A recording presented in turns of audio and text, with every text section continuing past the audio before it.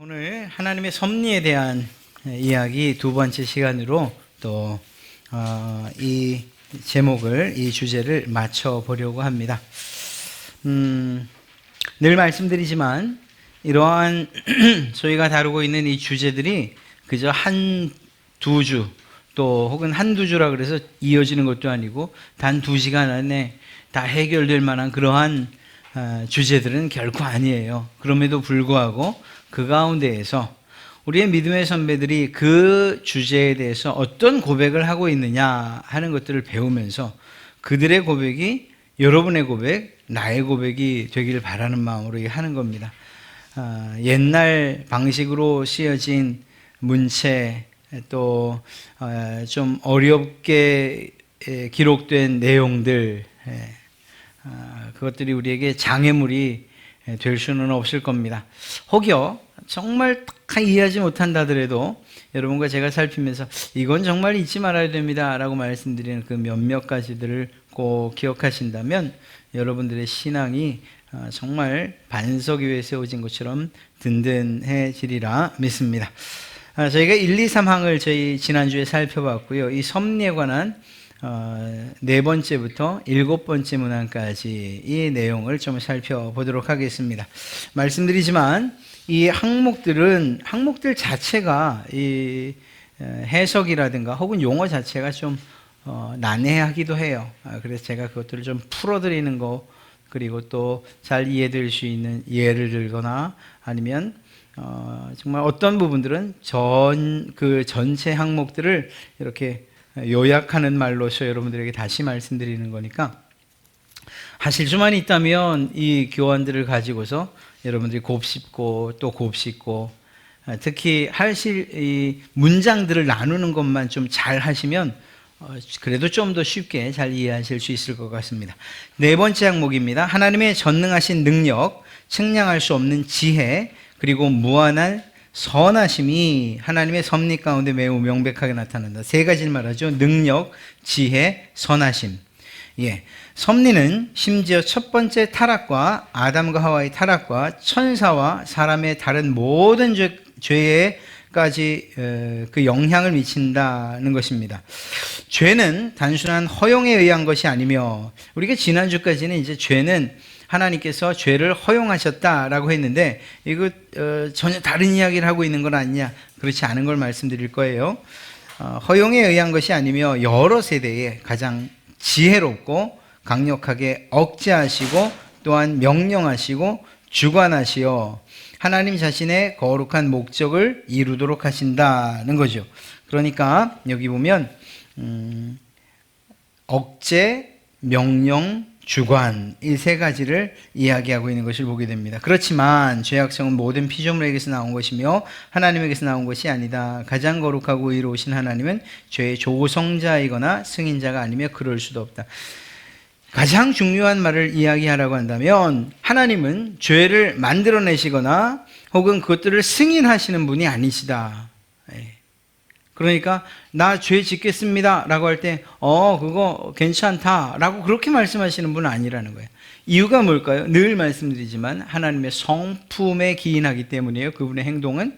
그러니까 하나님이 선하신 분이신데, 의로우신 분이신데, 거룩하신 분이신데 죄를 계획하시거나 죄로 유혹하시거나 하실 수 없다는 사실은 그건 당연한 일인 것이죠. 그러니까 하나님은 죄를 만들어내시거나 그것으로 유혹하시거나 혹은 누가 죄 짓겠다고 할 때 죄 지어도 돼 라고 말씀하시는 분이 아니라는 거예요.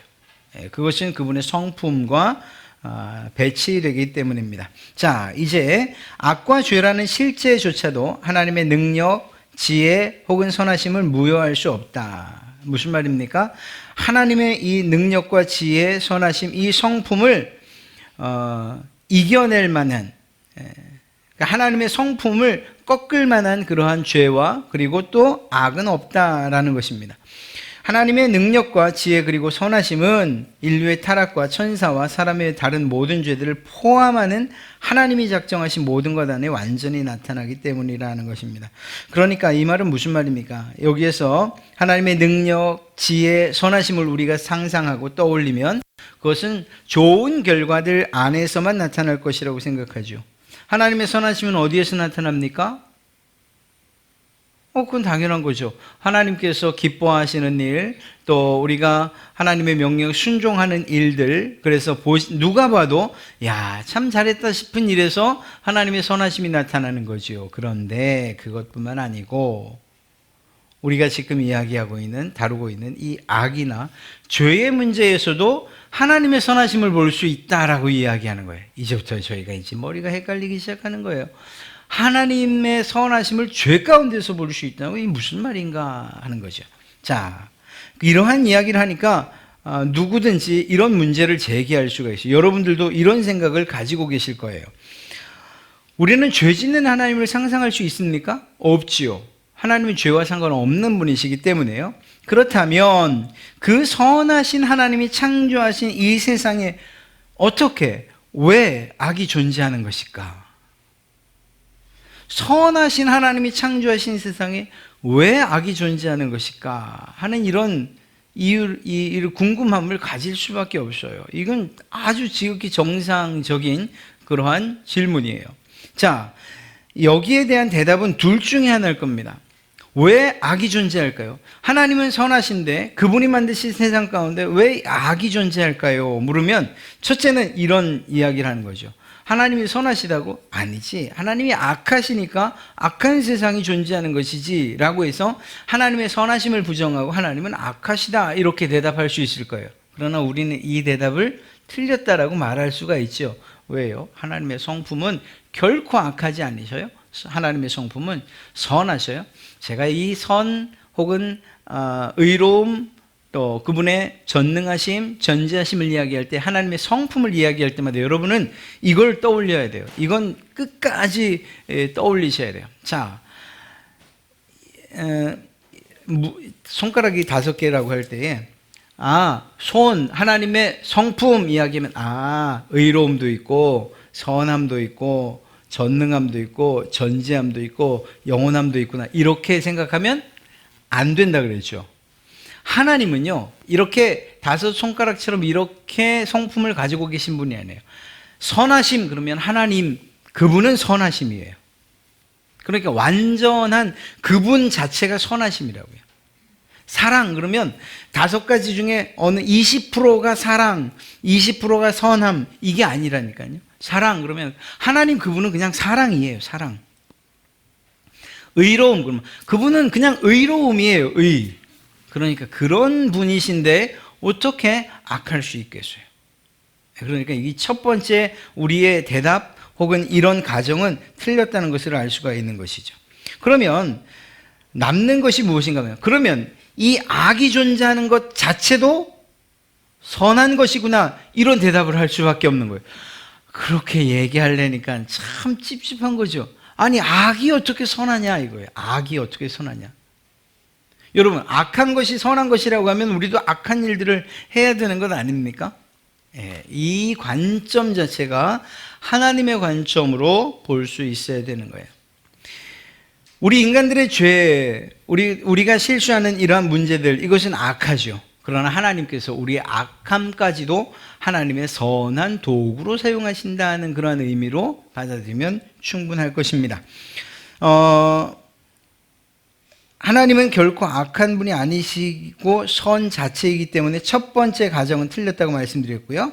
악의 존재가 선하다, 다시 말하면 명령하시고 주관하시어라는 이것, 악을 때론 명령하시고 악을 주관하신다는 게 이게 이해가 되냐는 거예요. 위에 우리가 사항의 중간을 보면 하나님께서 악을 억제하시고, 이거는 우리가 이해돼요. 허용하시고, 이것도 이해가 돼요. 그런데 그 다음에 또한 명령하시고, 아니 하나님은 악을 명령하신다? 여기 이해가 안 되는 거예요. 또 주관하신다? 이건 어느 정도 반은 이해가 되고 반은 또 이해가 안 되는 것 같은. 자, 여기에서 악의 존재가 선하다, 즉 다시 말해 그 악을 명령하시고 주관하신다는 그 의미가 무엇인가? 이것을 악한 것이 존재하는 것, 그것을 하나님이 선하게 보시는구나. 그러니 우리도 악한 일들을 해야지. 또 성경을 보니까 정말 이 죄가 있는 곳에, 죄가 극심한 곳에 은혜가 넘치는 거야. 이런 의미겠구나. 이 받아들여서 우리가 우리 스스로 결정해서 악을 행하고 하나님의 은혜를 더 깊이 깨닫겠다, 이렇게 생각하면 이건 잘못된 생각이에요. 그럴 수는 없어요. 이건 무슨 의미인가? 아담과 하와가 하나님의 섭리와 무관하게 죄를 지을 수 없었다면, 그러니까 하나님의 작정하심과 하나님의 섭리 가운데서 하나님의 섭리와 무관하게 관계없이 죄를 지을 수 없었다면, 그러니까 죄를 지을 수 없는 그런 몸이었다면, 이걸 바꿔 말하면, 그러면 죄를 지었으니까, 그러면 하나님의 섭리 아래서 죄를 지었다면 그건 어떤 의미로 그들이 죄를 지은 것이 선한 것이라고 결론을 내려야 된다는 거예요. 이게 도대체 무슨 말인가? 죄를 지었는데 그것을 선하다고 말해야 되는가? 자, 여기에서 죄 자체가 선하다는 것을 말하는 것이 아니고, 인간 아담과 하와는 죄를 지었지만 하나님께서 그 죄조차도 선한 목적으로 사용하신다라는 거예요. 여러분, 아담과 하와가 죄를 짓지 않았다면 가장 좋은 결과를 가졌을 거예요. 늘 말씀드리지만 아담과 하와를 로봇처럼 죄 지을 수 없는 인간으로 만들었다면 하나님이 이런 걱정조차 하지 않으셨을 거예요. 선악과를 바라보지도 못하게 하시거나 아니면 선악과 자체를 숨겨두시거나 이랬으면 이런 계획하지 않으셔도 되죠. 그런데 여기에서 무엇이 빠지지? 이제 우리가 뒤에 살펴보겠지만 사람을 로봇처럼 만들기 원하지는 않으셨는 거예요. 무조건적으로 순종하는 그런 자녀로, 그런 사람으로 만들고 싶지 않으셨던 거예요.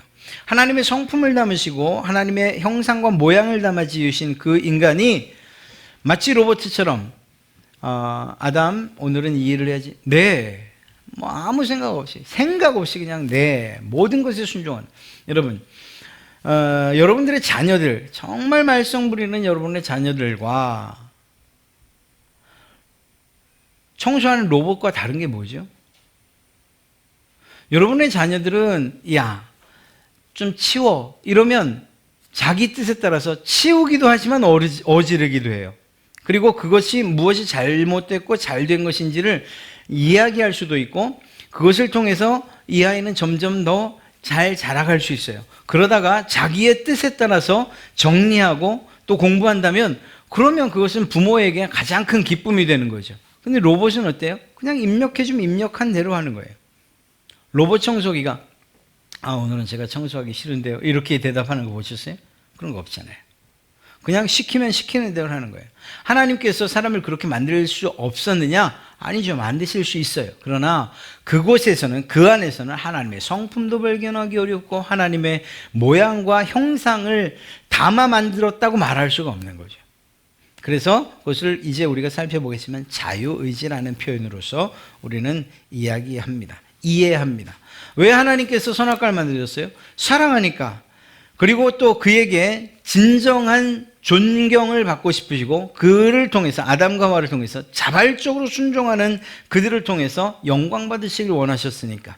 그래서 로봇으로 만들지 아니하시고 너의 뜻대로 할 수 있는 자유를 주셨는 거예요. 그 자유를 통해서 하나님께 영광 돌리면 이것이야말로 더 말하려고 했지만, 그러나 죄 지을 수 있는 그러한 자유도 있더라는 거죠. 그것에 대해서는 하나님이 악을 미워하시고 또 죄와 가까이 할 수 없는 분이기 때문에 그 일에 대해서 반드시 징계 혹은 심판하셔야 되는 거예요. 자, 이렇게 하나님께서 아담을 지으실 때에 그 아담을 짓고 그가 죄를 지은 이것은 결과적으로 하나님께서 가지고 계신 그 계획, 구세주를 통한, 메시아를 통한 완전한 구속을 이루어 가게끔 하신 거죠. 바꿔 말하면 죄 자체는 선한 것이 아니에요. 그리고 또 그러나 죄를 허락하고 작정하는 것은 하나님의 뜻의 일부이고, 하나님은 자신의 선한 목적이 이바지하는 것을 원하는, 예를 들면 쉬울 것입니다. 아담과 하와도 마찬가지였고요. 유다를 생각해 보십시오. 유다가 하나님의 명령에 의해서 그 일을 한 것입니까? 예수님을 팔았나요? 아니죠. 자기의 선택이었죠. 자기의 선택이었어요. 요셉, 오늘 성경 읽었는데 요셉의 형제들이 자기의 뜻에 따라서 요셉을 판 거죠. 그걸 선하다고 말할 수 있습니까? 아니에요. 그건 악한 일이에요. 그리고 그것들은 정말 하나님께서 기뻐하지 아니하시는 일이고 하나님의 성품과 위배되는, 배치되는 그러한 일들이에요. 그럼에도 불구하고 하나님은 그 일을 통해서 무엇을 이루셨습니까? 이스라엘 백성들을 민족으로 삼으시는 일을 이루셨고 가장 선한 것을 이루셨는데 유다의 배반을 통해서 그 가장 선한 것이 무엇입니까? 바로 여러분들을 구원하시는 일들을 이루신 거죠. 유다의 배반과 더불어 예수님의 죽으심, 하나님의 가장 선하신 일이 바로 유다의 배반을 통하여 이루어졌다. 하나님의 선하심이 망가졌습니까? 축소됐습니까? 아니죠. 인간의 죄 지음 때문에 하나님의 선하심이나 하나님의 의로움이 무너졌습니까? 아니죠. 그 죄에 대한 그 값은 지은 그 사람이 지어야 했고 심판받아야 하고, 그리고 그 죄임에도 불구하고 그것조차도 하나님의 선한 목적에 이르도록 이바지하도록 하나님을 사용하시는 거죠. 이런 의미라고 하는 것입니다.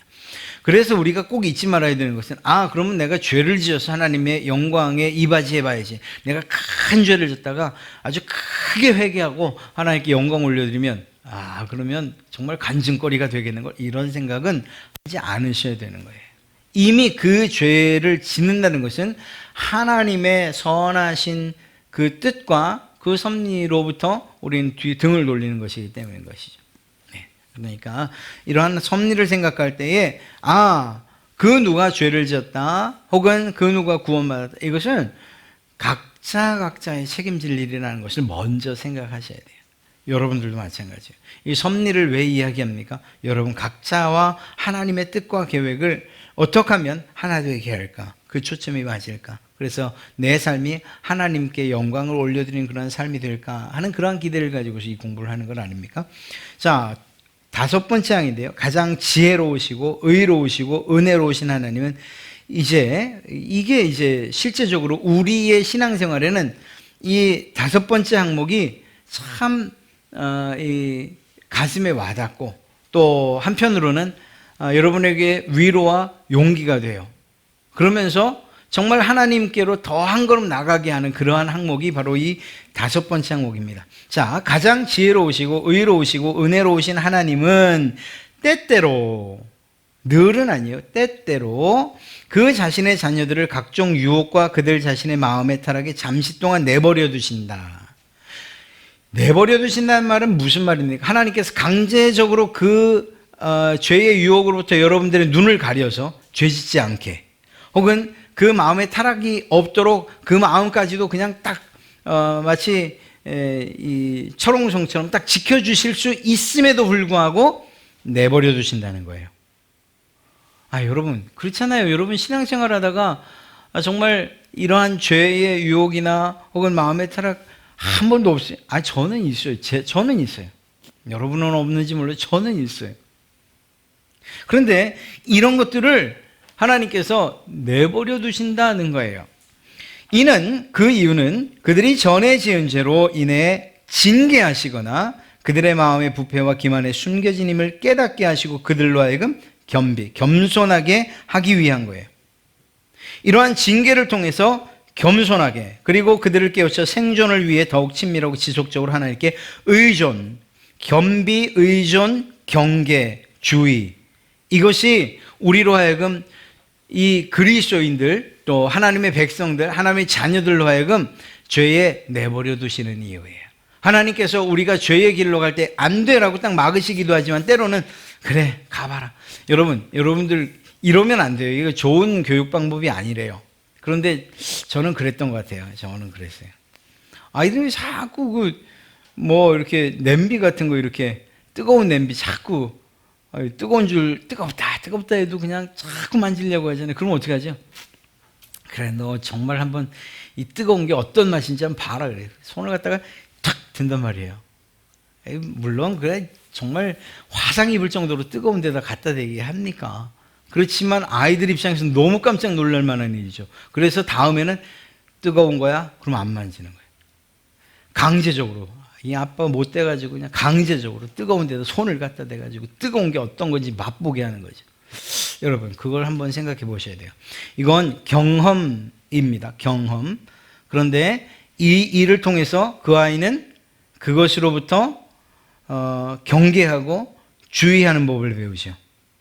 그리고 아빠인 제 이야기에 대해서 믿는, 의존하는 일들도 배우게 돼요. 그리고 나대지 않아요. 뜨겁다고 하면 벌써 주의를 해요. 예. 하나님께서 종종 믿는 신자들임에도 불구하고 우리들을 그 죄의 유혹 가운데 내버려 두시는 것처럼 느낄 때가 있어요. 마음에 심한 타락이 있는데도 불구하고 하나님이 아무 말씀 안 하시는 것 같을 때가 있어요. 그리고 실제로 그 타락 가운데로 들어갈 때도 있고 죄의 유혹 가운데로 빠질 때도 있어요. 자, 이때에 하나님이 이 일을 모르시는구나, 내가 죄 짓는 것 모르시는구나, 그때 할렐루야 부르면 안 되는 거예요. 하나님이 아시고도 내버려 두신다는 거예요. 자, 여기에서 하나님은 우리를 시험에, 그리고 더 나아가 타락에 노출시키셔요. 그런데 반드시 이것은 기억하셔야 됩니다. 다음 6항에 다시 기록되는데, 믿지 않는 사람들을 다루는 것과 동일한 방식으로 다루지는 않아요. 여러분들, 믿지 않는 사람들은 어떻게 합니까? 여기 이제 보면 그 말의 의미가 무엇인가 하면, 하나님이 죄를 짓도록 우리를 유혹하시거나 부추기는 분이 아니시라는 그런 뜻이에요. 그러니 이러한 결국 타락에 노출되거나 유혹에 빠지거나 하는 것은 그 사람의 책임이라는 거죠. 그런데 그렇다 하더라도 악인을 대하는 방법과 자녀를 대하는 방법이 완전히 다르다는 거예요. 하나님께서 하나님을 대적하는 악인들을 대할 때는 심판으로, 그래서 불의를 행하는 자는 그대로 불의를 행하도록 내버려 두시는 거예요. 그리고 그것을 심판의 도구로 사용하시는 거예요. 심판의 이유로 삼으시는 거예요. 그 여기는 자비함이 없어요. 그런데 당신의 자녀들에 대해서는 징계의 한 방법으로 사용하신다는 거예요. 그래서 하나님은 자기 백성들에게 스스로를 감추셔요. 때로는 간섭하지 않으셔요. 나타나지 않으셔요. 때로는 죄를 짓게 내버려 두기도 하시고, 그리고 실수하게 내버려 두기도 하셔요. 물론 다 그런 건 아니에요. 제가 때때로라고 말씀드렸어요. 대부분은 아마 이럴 거예요. 여러분들이 죄를 지으려고 할 때 마음속에 성령님께서 그러면 안 되지. 혹은 여러분들의 양심에 찔림이 있고, 타락할, 이렇게까지 내가 했으면 되는가 하는 이러한 죄책을 느끼게 하고, 이것이 대부분이에요. 대부분은 여러분들로 하여금 더 깊은 죄나 유혹으로 빠지지 않게 여러분의 마음 가운데 성령님께서 일깨워 주세요. 그런데 때때로 아무 말씀 안 하시는 것 같아요. 죄를 한 번 빠졌을 때는 뭔가 말씀하시는 것, 두 번까지는 그러면 안 될 것 같은데, 세 번, 네 번은 편안해지기 시작해요. 하나님께서 방치하시는 것 같아요. 아니, 전혀 간섭하지 않는 것 같아요. 그래서 자유로움을 느끼기까지 하는 이런 때가 때때로 있다는 게, 때때로, 늘 그렇진 않지만. 자, 이렇게 감추이시죠. 그런데 그것은 무엇이냐? 사랑하는 자들에 대해서는 징계예요. 주께서 그 사랑하시는 자를 징계하시고, 히브리서 12장 6절에 말한 것처럼요. 결국 우리가 짓는 이러한 죄를 통해서 우리는 어떤 일들을 경험하게 됩니까? 하나님께서 내버려 두시는 것 같은 이러한 상황을 통해서 겸손하게, 그래서 하나님을 더욱 의지하고 그 죄에 대해서는 경계함으로 다른 의로움과 그리고 거룩한 목적을 위하여 종종 유혹과 타락 가운데 내버려 두신다는 거예요. 이건 방치도 아니고요, 심판하시기 위해서 우리의 죄를 쌓으시는 것도 결코 아니라는 것입니다. 왜냐? 그 기간이 짧거든요. 여기 5항의 두 번째 줄 보세요. 그들 자신의 마음의 타락에 잠시 동안, 여러분들이 죄에 완전히 탐닉하고 함몰되고 더 이상 하나님을 찾지 않을 정도까지 그렇게 내버려 두지는 않으셔요. 잠시 동안. 그래서 하나님은 우리의 아버지시고 우리를 자신의 가족으로 입양하셨어요. 여러분들 말입니다. 그래서 우리는 결코 영원한 멸망 가운데로 보내지는 것을 두려워할 이유가 없어요. 왜? 하나님께서 자녀로 삼으셨으니까 말입니다. 비록 우리가 천국을 향한 순례의 기간 동안 우리의 삶으로 하나님을 기쁘게 하거나 때로는 슬프게 하기도 해요. 그렇지 않습니까? 여러분이 늘 하나님을 기쁘게 하면 좋겠지만 때로는 하나님의 마음을 근심하거나 슬프게도 하지요. 그러나 그렇다 할지라도 하나님께서 우리를 멸망 가운데로 보내지 아니하신다는 그러한 믿음이 있어야 하고, 그리고 그러한 이유 때문에 우리는 우리의 멸망에 대해서 두려워할 이유가 없다라는 것입니다.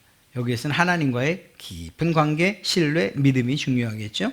자, 우리가 영혼의 어두운 밤, 즉 하나님께서 우리의 기도에 듣지 않으시고 우리가 유혹에 빠지는 것 같고 우리가 타락하는 것 같은 이러한 때에 하나님의 생각을 읽을 수 없는 그런 상황에서 실질적으로 우리는 어떻게 해야 되는가? 바꿔 말하면 이거예요. 앞서 말한 대로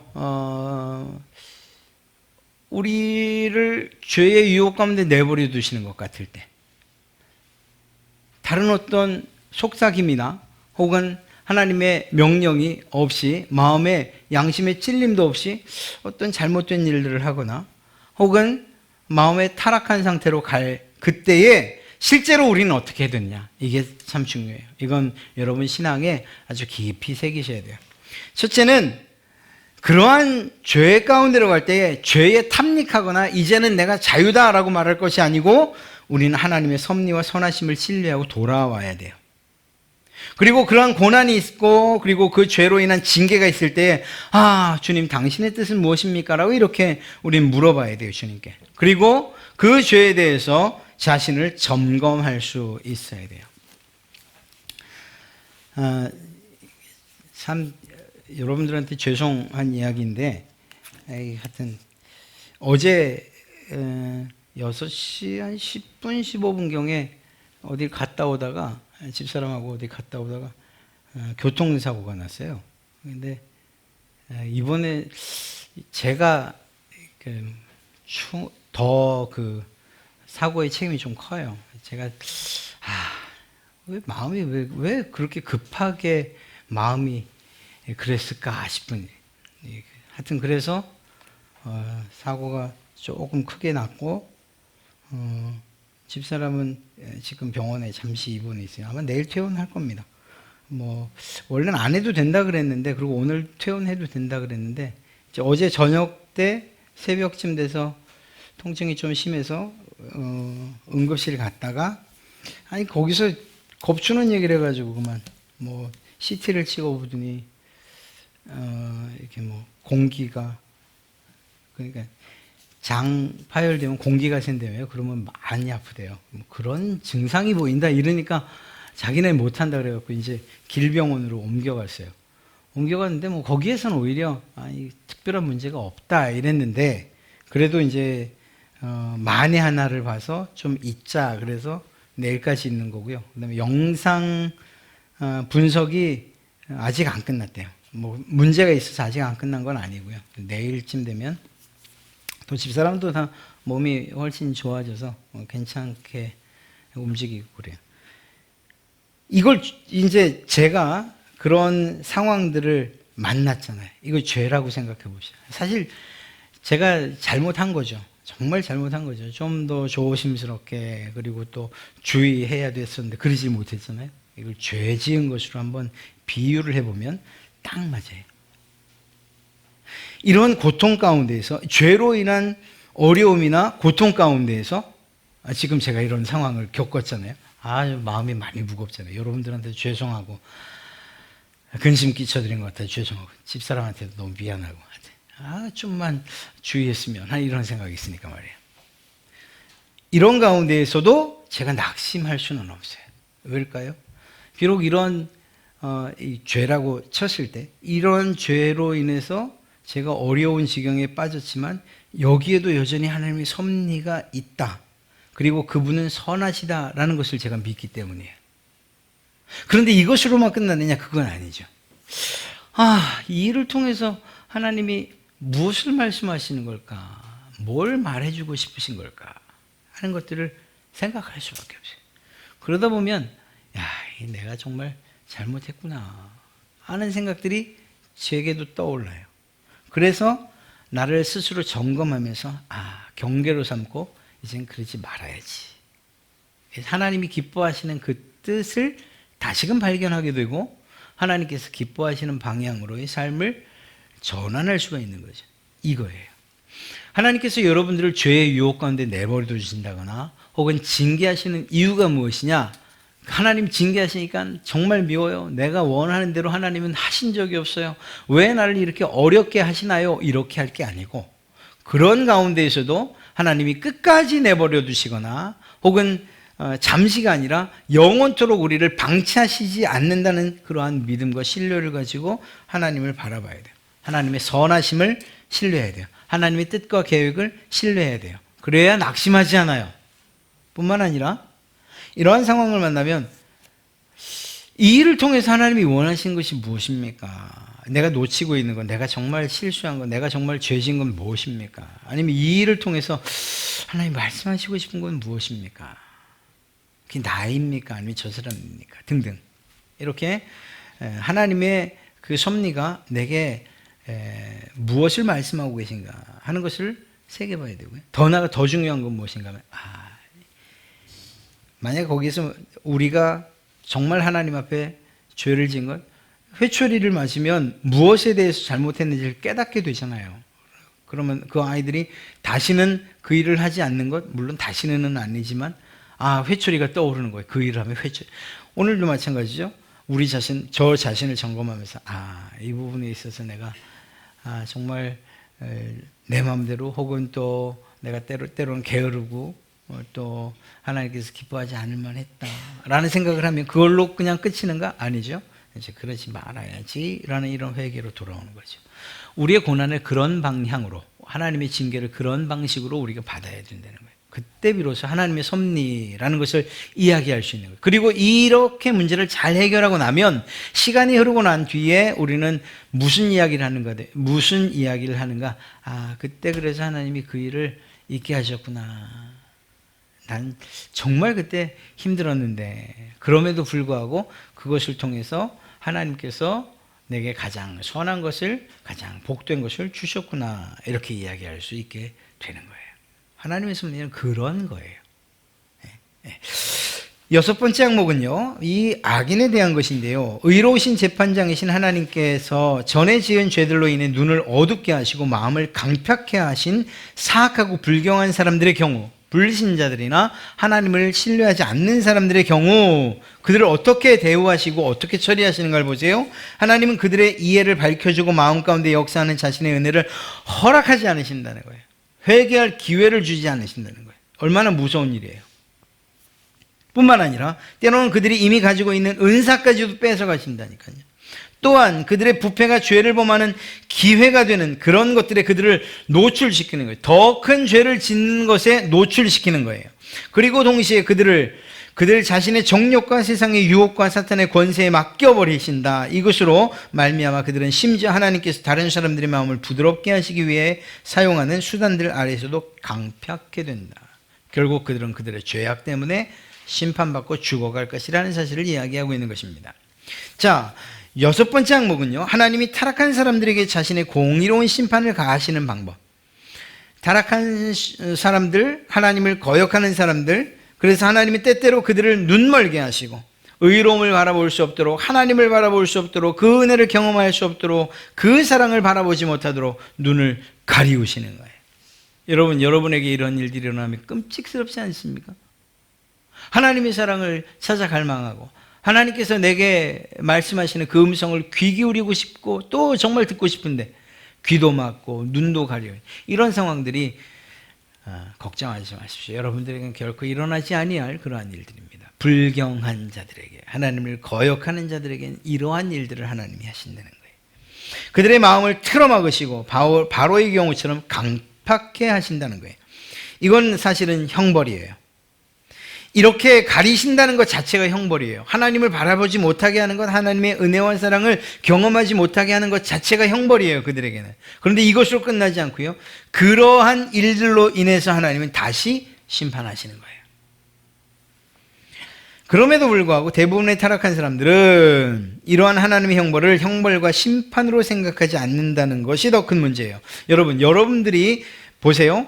여러분들에게 이러한 하나님께서 여러분들에게 나타나지 아니하시고 말씀하지 아니하시고 징계가 오는 것 같고 어렵고 캄캄한 그러한 상황이 오면 여러분들은 어떻게 하시죠? 하나님 내게 나타나 주세요. 하나님 내게 나타나 주세요.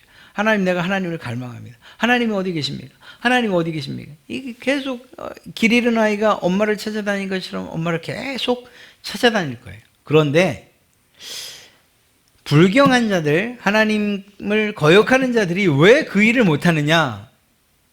여기에는 참 이 죄의 유혹이 있어요. 더 정확하게 말하면 죄의 쾌락이 있기 때문이에요. 하나님을 거역하는 것, 하나님을 마음에 두기 싫어하는 것, 강팍한 이러한 삶을 사는 것, 하나님과 등지고 사는 이 삶이 그들에게 쾌락을 주기 때문이에요. 아니, 단순하게 등을 진다는 것이 쾌락을 주는 것이 아니라 자기들이 죄를 짓고 그 죄의 쾌락을 누릴 때 아무도 말하지 않는 것이 그것이 그들에게는 마음의 위로가 되는 거예요. 누가 잘못하는 것을 잘못한다고 지적하지 않는 것이 그것이 오히려 기쁜 거예요. 그리고 죄로 인한 즐거움과 쾌락은 점점 더 커져가는 거죠. 그래서 하나님께서 눈을 가린 것도 별로 중요하지 않아요. 귀를 막는 것도 별로 중요하지 않아요. 그들을 자신들을 죄 가운데로 내버려 둠에도 불구하고 그것들은 별로 중요하지 않아요. 오히려 죄의 즐거움과 쾌락을 누리면서 사는 거예요. 그래서 오히려 하나님의 이러한 형벌이나 심판으로 생각하지 않아요. 오히려 즐겨요, 죄를. 여러분 그러지 않잖아요.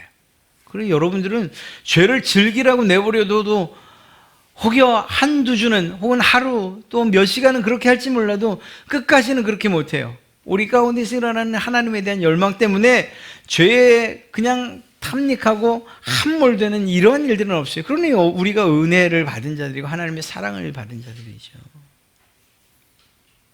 그러니까 말이에요. 제 7번째 항목인데요. 하나님의 섭리가 일반적으로 우리 모든 피조물들에게 미치는 것처럼 하나님은 가장 특별한 방법으로 자신의 교회를 돌보시고 모든 것이 합력하여 교회의 선이 되도록 하신다. 하나님의 섭리가 교회를 통해 나타난다는 사실을 이야기하고 있는 것입니다. 표적이나 능력, 기사, 기적 등 하나님은 자연의 통상적인 수단, 우리가 일반 은혜 혹은 자연법칙이라고 말하는 이런 것들을 통해서 하나님이 역사하셔요. 그런데 앞서 말한 표적, 능력, 기사, 기적 이러한 특별한 방법을 통해서도 교회 가운데 역사하신다는 거예요. 이미 예수님께서 하셨던 공생애는 이러한 특별한 기적과 같은 일들을 통해서 하나님이 일하셨지요. 얼마나 멋지십니까? 그때로 끝난 것이 아니고 하나님은 이 교회, 이 세상에서 가장 중요하고 가장 귀한 기관으로 삼으신 이 교회에 하나님의 특별한 은혜로, 하나님의 특별한 기적으로, 은사로, 또 능력으로 이러한 표적으로 교회를 세우시고 교회를 지키시고 보존하신다니까요. 그러니까 걱정하지 마세요. 코로나가 교회를 삼킬 수 있냐고. 절대 그렇게 못해요. 여러분, 우리가 지금 이렇게 모여서 예배하는 것들이 우리의 마음의 소원이 되고, 그리고 또 정말 이렇게 나와 예배하는 게 얼마나 즐겁냐 이렇게 말하지만, 정말로 우리가 한 명도 못 나오던 때 그것이 다시 온다 하더라도 여러분이 이 자리에 못 나오는 게 참 아쉬워서 그렇지, 하나님의 말씀을 듣고 또 예배하는 이 일에는 여전히 영상을 통해서 혹은 다른 방식을 통해서 하실 거잖아요. 그러니까 여러분 각자 한 사람 한 사람이 교회라고 친다면 교회는 결코 무너지지 않아요. 하나님의 보호하심과 인도하심 가운데서 끝까지 주님 오시는 그날까지 보존되어지고 유지되어질 거예요. 그리고 그러한 일들에 있어서 하나님의 특별하신 은혜로 말미암아 말입니다. 교회는요, 세상에서 말씀드린 대로 가장 중요한 기관이에요. 그래서 주의해야 돼요. 사단의 표적이 될 수 있거든요. 그래서 가장 부패한 기관이 될 수도 있다는 사실을 꼭 기억해야 돼요. 우리가 깨어 기도하지 않으면, 또 우리 스스로를 정말 주의 깊게 우리 스스로를 돌아보지 않으면, 여러분 교회가 중세교회도 그랬지만 이유가 뭐였어요? 타락한 이유가 뭐였어요? 돈이 모이니까. 그래서 여러분들이 목적한 헌금대로 그냥 저희 각 기관 또 위원회에서 쓰는 거예요. 김장으로도 그렇게 했는데, 또 저희가 12월 되면 늘 점퍼를 해드렸잖아요. 동사무소 통해가지고 이 통통 나래다니까 뭐 하여튼 뭐 있어요. 그래서 이 주민자치센터를 통해서 이렇게 했어요. 적으면 적지만 또 생각해보면 아주 작지도 않잖아요. 벌써 250만 원. 작은 건 아니에요. 그럼요. 하는 이유가 뭐죠? 고이지 않게 하려고요. 선교비도 막 간당간당 했었어요. 저희가 지난번에 그 선교사님들한테 50만 원씩 보내드린 다음에 막 바닥까지 슉 떨어졌었는데 또 여러분들이 그 샘물 차오르듯이 또 이렇게 하시니까. 그리고 또 그것들을 계속해서 나눠주려고 하고. 지금 고민되는 거는 한 가지가 있어요. 이 장학헌금 문제, 장학헌금. 그래서 이 장학헌금을 빨리 이 본물을 터뜨려야 되는데 이 일을 누가 맡을까 지금 고민 중이고요. 기도하고 있어요. 그래서 우리 첫째는 저는 우리 교회 학생들 또 뭐 대외보다는 대내적으로 또 할 수 있으면 또 필요하다면 대외적으로라도 이 장학헌금도 정말 유용하게 잘 사용될 수 있도록. 그렇습니다. 이게 뭔가 쌓이고 그리고 풍성해지기 시작하면 딴 생각을 하나 봐요. 그래서는 안 되죠.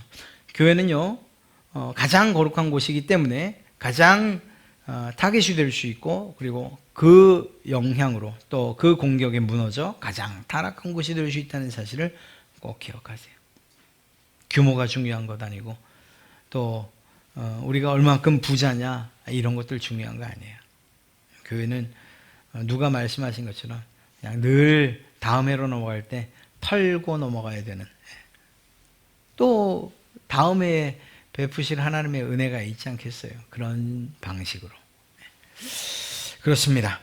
이러한 하나님은 자신의 특별한 섭리를 통해서 교회를 보존하셔요. 그리고 하나님의 특별한 섭리는 이 시대의 교회들에게 격려와 위로가 됩니다. 이것은 모이는 교회도 마찬가지고 각자 흩어져 예배하는 여러분 각자 한 사람 한 사람의 교회도 마찬가지입니다. 만약 우리가 하나님의 섭리와 그분의 교회에 대한 그리스도의 통치권, 하나님의 다스리심을, 주님의 다스리심을 믿는다면 우리는 기뻐할 수 있어요. 어떤 상황에서도, 핍박 가운데 있어든 아니면 정말 평안 가운데 있어든 기뻐할 수 있어요. 또한 교회는 말씀드린 것처럼 결코 파괴될 수 없어요. 여러분 각자 한 사람 한 사람이 교회이기 때문이에요. 하나님께서 눈동자처럼 지키시기 때문이에요. 어느 한 교회가 파괴됐다 하더라도 이 유니언 처치라고 하는 이러한 정말 우주적 교회를 누가 깨뜨릴 수 있겠어요? 하나님께서 지키시고 보존하시는데 말입니다. 왜냐하면 하나님이 자신의 백성들을 지금도 그리고 앞으로도 계속 보존하실 것이기 때문인 줄로 믿습니다. 이러한 섭리들을 꼭 기억하시고, 오늘 중요한 항목이 있다면 5번째 항목이에요. 여러분의 신앙에 정말 잘 적용하실 수 있으실 거예요. 한번 꼭 그렇게 해보세요. 물론 이거 한번 경험해 보겠다고 아까 말씀드린 대로 내가 이번엔 죄를 한번 지어봐야지 이런 거 하지 마시고요. 네, 그런 것 없이 여러분들이 당하는 여러 가지 어려움들, 또 누군가가 그러한 일들을 당할 때에 정말 차분한 마음으로, 사랑하는 마음으로 조용하게 권면해 드릴 수 있다면 그거 얼마나 기쁘고 복된 일이 되겠습니까? 자, 오늘 말씀 생각하며 하나님의 섭리, 이 섭리를 대한 우리의 방식은 한 가지밖에 없어요. 그냥 믿음으로 나가는 거예요. 하나님의 뜻과 그리고 선하신 계획을 믿는 것으로, 이 믿음으로 나가는 방법 외에는 다른 것이 없어요. 믿으십시오. 하나님께서 그 믿는 여러분들에게 하나님의 기뻐하시는 뜻을, 그리고 기뻐하시는 계획을 온전히 이루어 가실 줄로 믿습니다.